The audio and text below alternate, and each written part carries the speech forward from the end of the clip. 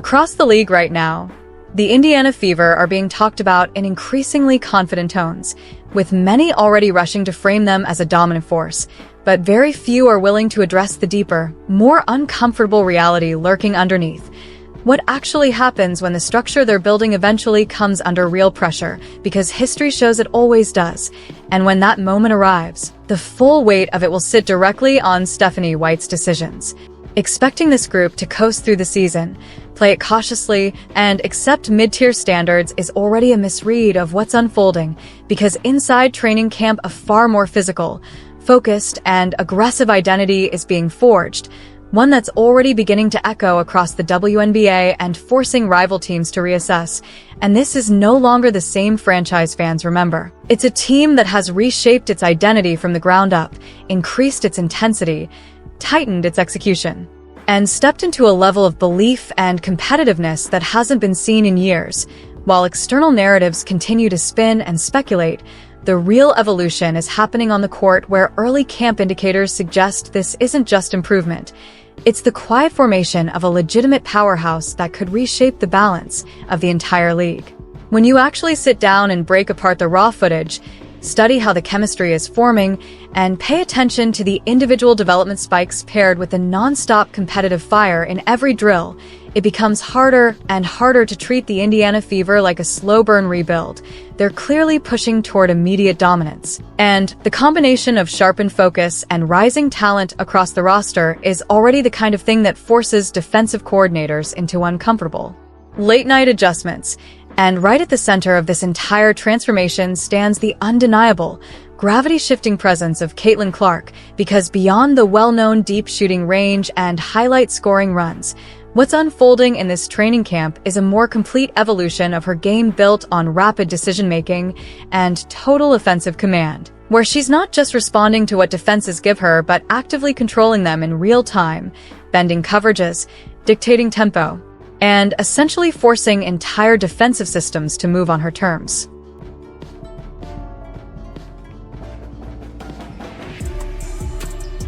I like what I'm seeing, I do.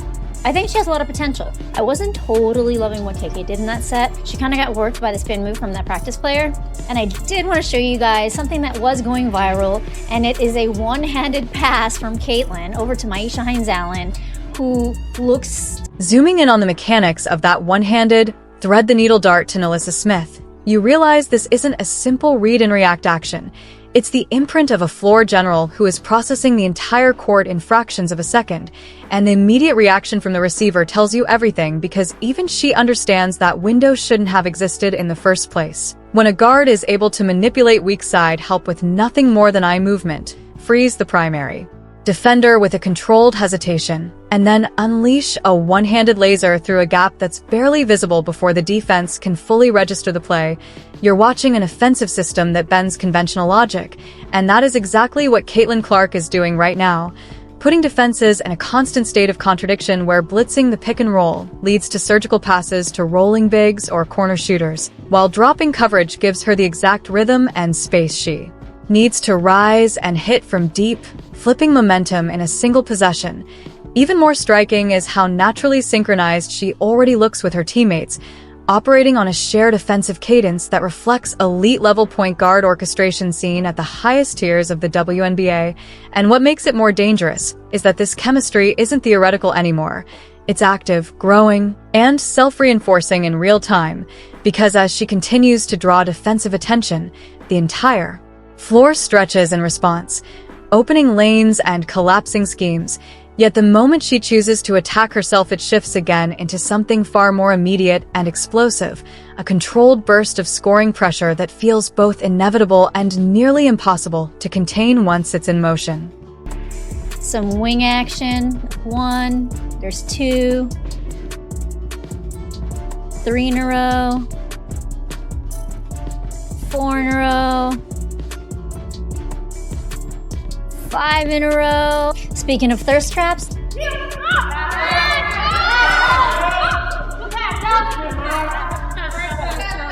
even in warm-ups, when she's tying up those Kobe player exclusives and going through reps with a weighted ball to sharpen every detail of her release, you can still see the obsessive precision behind the craft. And then she'll casually slide beyond the arc and rip off 5 straight deep threes with a release so fast and emotion so fluid it barely looks like she's forcing anything at all. But the real significance isn't just the makes, it's the ripple effect they create. Because when a player, like Caitlin Clark, can confidently launch from 30 feet without disrupting rhythm, defenses are forced to extend their coverage all the way out toward the logo, completely distorting floor geometry, opening massive driving gaps, breaking help-side positioning, and creating closeout angles that are simply unsustainable. Which is exactly why her impact goes far beyond scoring, as she reshapes defensive structure in real time while feeding a growing wave of confidence across the entire Indiana Fever roster. Yet while the spotlight naturally stays glued to the star point guard, there's another quieter development forming in the background that could end up becoming a crucial factor this season, and it centers on Justine Pissott. Because in a league where roster margins are razor-thin and every developmental decision carries real weight, finding and nurturing second-round talent is never straightforward. But the Fever have clearly invested in her potential by placing her into a developmental pathway, and early signs suggest that trust might be paying off, as she brings a 6 feet 4 inches frame with a long reach that immediately changes the visual and tactical profile on the floor, and in a modern WNBA defined by spacing, switching, and multi-role versatility, a wing who can defend multiple positions, stretch the floor, and disrupt passing lanes holds real strategic value. And she's already beginning to show in practice that she's not just filling a roster spot but actively competing for a meaningful role, hinting at the possibility that she could evolve into a genuine X-factor as the season develops. So I think having her in that developmental slot was tactical. Looks like she's ready for the switch right there. Gets her arms up for the nice contest. When you actually slow this defensive possession down and break it apart frame by frame, it becomes immediately clear how developed her defensive instincts and lateral movement already are, because she's not just reacting to the screen, she's anticipating it, reading the angle the moment it's set, seamlessly switching onto the perimeter ball handler without breaking defensive structure, and then using that long wingspan to elevate into a perfectly timed contest that forces a tougher, more uncomfortable shot than the offense originally designed. This is exactly the kind of positional versatility modern teams value at a premium, since having a 6 feet 4 inches wing like Justine Pissott, who can switch onto smaller, quicker guards without collapsing the system, gives a defensive unit an entirely different layer of flexibility, and she's not simply surviving these actions. She's actively changing them with disciplined closeouts, strong balance for her size, and a physical presence that signals she's fully willing to compete with whoever is in front of her, and that impact extends well beyond the perimeter, because in today's WNBA, every long wing eventually gets tested in isolation post mismatches, where offenses will repeatedly try to drag them down low to probe strength, leverage, and footwork, and early indications suggest she isn't shying away from that responsibility either. Instead, she's leaning into it, holding her position, and showing the kind of fundamentals that can turn those targeted possessions into stops rather than liabilities. Decent footwork, lateral movement. Had her arms up, didn't make that pass easy. Oh, okay. Zooming in on the footwork and lateral movement in this rep, what stands out immediately is the discipline in her base. Because even against a skilled practice scorer, she doesn't overcommit to the first fake or drift into unnecessary space. She stays balanced and grounded, slides laterally with control, absorbs contact without losing posture, maintains verticality at the point of contest, and uses that long wingspan to compress passing angles until there's almost nothing left to work with. And even when she's put through a more complex sequence with a dream shake style combination, she fights through each layer of the move without breaking defensive integrity, which is exactly what evaluators are looking for at this stage.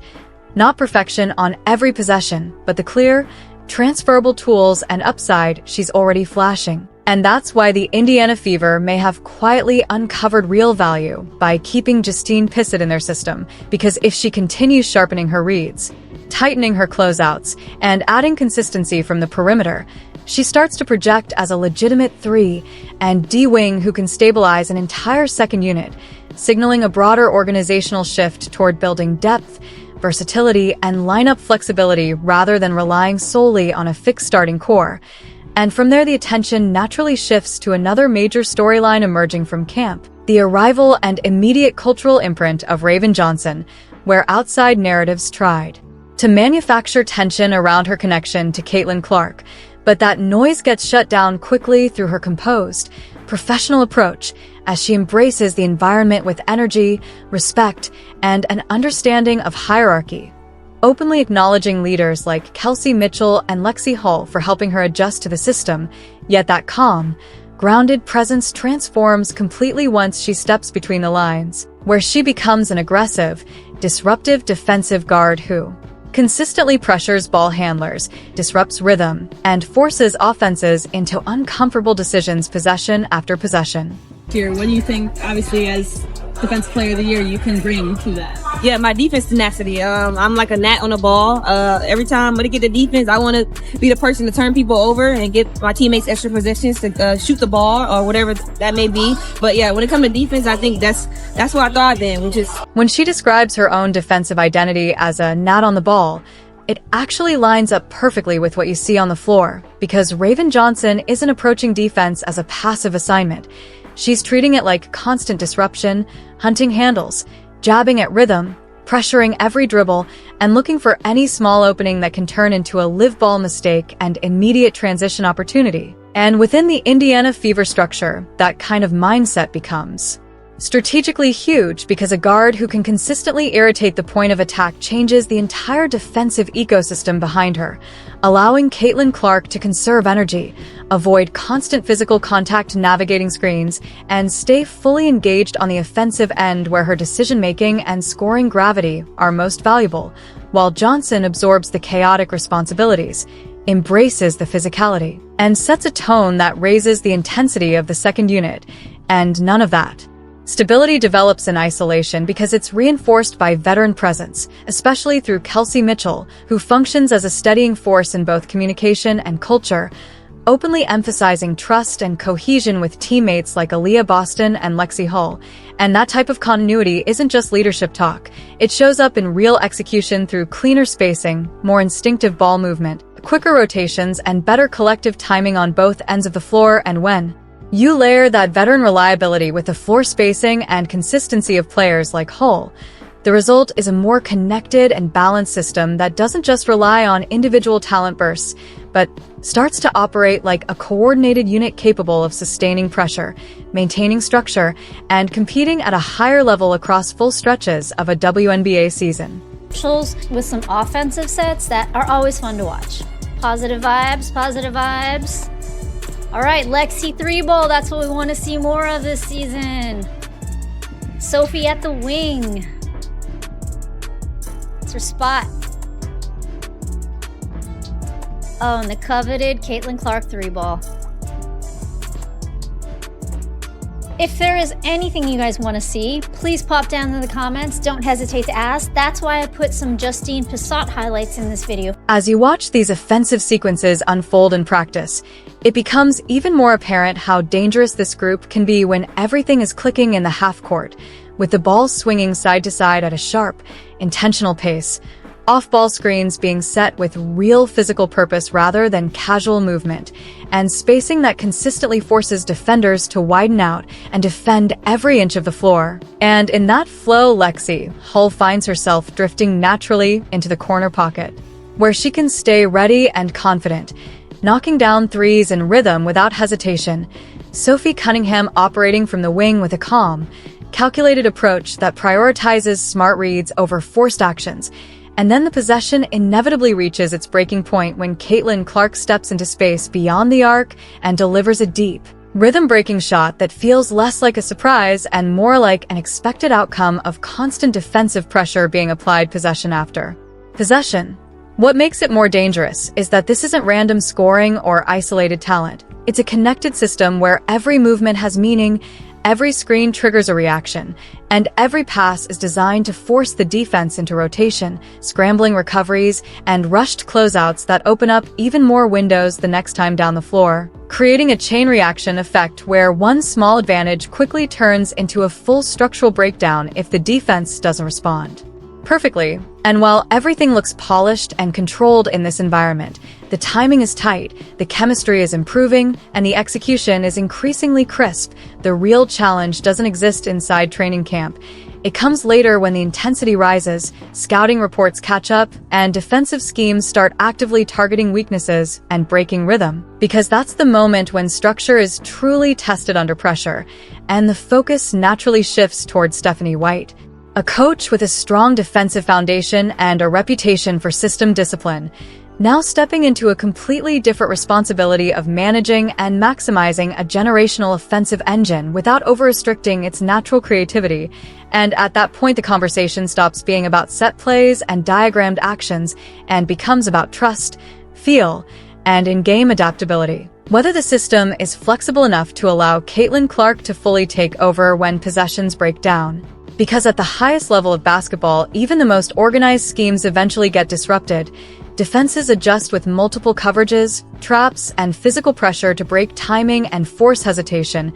And in those moments, the most important coaching decision is no longer about control from the sideline, but recognition of when to loosen that control and let elite talent operate freely. Since Clark isn't just another component within the offense, but the central gravity point that bends defensive attention, stretches coverage patterns, and creates space for everyone else simply by being on the floor, and ultimately the long-term success of this group will depend on how well they can balance that structure with spontaneity, discipline with freedom, and system execution with star-driven improvisation, ensuring the offense remains dangerous, not just when everything is perfect, but especially when everything is not.